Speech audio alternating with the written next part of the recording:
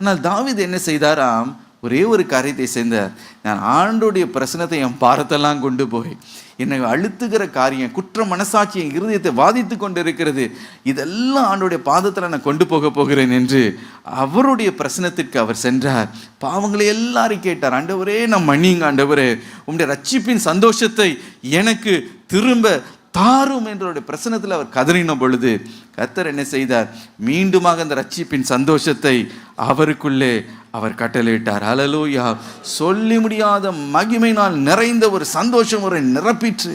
ஆம் பிரியமானவர் களி கூற தொடங்கினார். அப்பொழுதே அவரை பாரப்படுத்தி கொண்டு இருக்கிற, அவரை வேதனைப்படுத்தி கொண்டு இருக்கிற, அவரை கண்ணீரை, அவருடைய வாழ்க்கையில துயரத்தை கொண்டு வந்து கொண்டு இருக்கிற சகல காரியத்தையும் கர்த்தர் மாற்றி போட்டார்.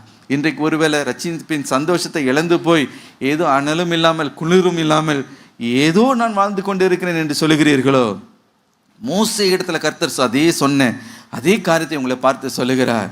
நீ காலமே ஆயத்தமாகி, விடிய காலத்தில் ஆயத்தமாகி, நீ என் பிரசன்னத்தில், என் சமூகத்தில் வந்து நெல் என்று. ஹல்லேலூயா! நின்று பாருங்க, பிரயாசப்பட்டு பாருங்க, ஒரு வித்தியாசத்தை பார்க்க போகிறீர்கள். ஹல்லேலூயா!